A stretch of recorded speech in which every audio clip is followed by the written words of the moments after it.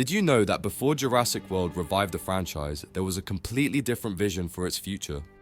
A Jurassic Park 4 that never saw the light of day, and for good reason. This cancelled script took the saga in a completely unexpected direction, one that involved human-dinosaur hybrids trained for war. Sounds crazy, right? Jurassic Park is one of the most iconic franchises in film history. Since its release in 1993, it has captivated millions with its vision of dinosaurs brought back to life through science. But what many don't know is that before Jurassic World, there was a completely different attempt to continue the saga, one that drastically diverged from the essence of the original trilogy, taking the franchise into uncharted territory. We're talking about the script for Jurassic Park 4, written by John Sayles in 2004, which was ultimately discarded due to its radically different tone. Can you imagine a Jurassic Park with dino-human hybrids and mercenaries? Today, we'll tell you the story of this film that never made it to the big screen, but could have changed the franchise forever. The script for Jurassic Park 4 brought back a key character, John Hammond, the creator of the original Jurassic Park. In this story, Hammond was determined to correct the mistakes of the past and completely eradicate the dinosaurs on Isla Nublar. His solution? To create a new line of dinosaurs, more powerful and fully controllable, that would eliminate those that had gone rogue.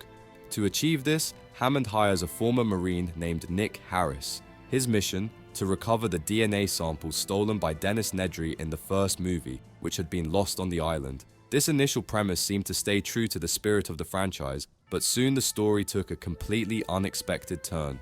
Harris infiltrates the island, but his mission becomes complicated when he is captured by a group of Swiss businessmen who, surprisingly, have bought Isla Nublar. Instead of simply exploiting the park, these businessmen have much darker plans. Harris is taken to a medieval castle in the Alps, where he discovers a secret project that would completely change the course of the franchise. In this castle, a secret society is conducting unthinkable genetic experiments. They are no longer just creating dinosaurs, they have begun mixing their DNA with humans. The result? Half human, half dinosaur hybrids designed to be war soldiers. These creatures not only possessed the speed and ferocity of velociraptors, but they were also intelligent, obedient, and controlled through radio frequencies and injections of adrenaline and serotonin.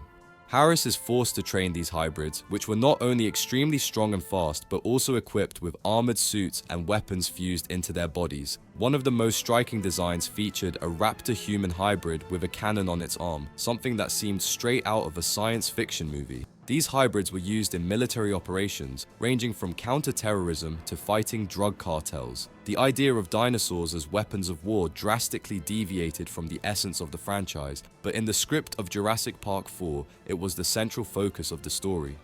One of the most striking aspects of this project was the concept art of the dino-human hybrids. These creatures looked truly terrifying, with humanoid bodies covered in scales, sharp claws, and reptilian eyes filled with ferocity. Some images showed hybrids with disturbing postures, halfway between a human and a prehistoric predator. The idea of these beings was so disturbing that it generated immediate rejection in some sectors of the studio, which contributed to the cancellation of the project. Curiously, in the script of Jurassic Park 4, one of the strangest creatures in the saga was also featured, the Excavaraptors. During the protagonist's escape, the soldiers attempting to capture him are attacked by a group of Excavaraptors. These nocturnal creatures, with enormous claws resembling those of a Therizinosaurus, appear to be related to Velociraptors, although their origin remains uncertain. They could be a fictional species or even a hybrid created by InGen. Despite their shocking appearance, the Excavaraptors are never mentioned again in the story, making them one of the many lost concepts of Jurassic Park 4. Although the movie was never made, some of its ideas ended up influencing Jurassic World and its sequels. The character of Owen Grady, played by Chris Pratt, shares similarities with Harris, both a former military personnel who trained dinosaurs. In Jurassic World, while the Velociraptors do not have human genetic modifications, they are trained to follow orders, an idea that originated in this discarded script. On the other hand, the villain Vic Hoskins, played by Vincent D'Onofrio, has a mindset very similar to that of the Swiss businessmen in Jurassic Park 4. His goal in Jurassic World was to use dinosaurs as military weapons, a concept directly inherited from the idea of war hybrids.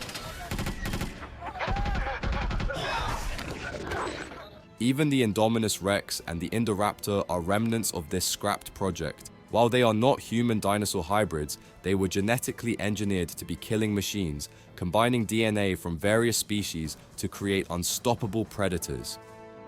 Despite its strange premise, the Jurassic Park 4 project was in development for several years. Joe Johnston, director of Jurassic Park 3, attempted to revive it until 2006 without success. Then came the 2008 writer's strike, the passing of Michael Crichton, and Richard Attenborough's declining health, which ultimately buried the idea for good. Finally, in the 2010s, Steven Spielberg decided to revive the franchise with an approach closer to its original essence. Although Sayles' script was discarded, its influence still lingers in the modern films of the saga.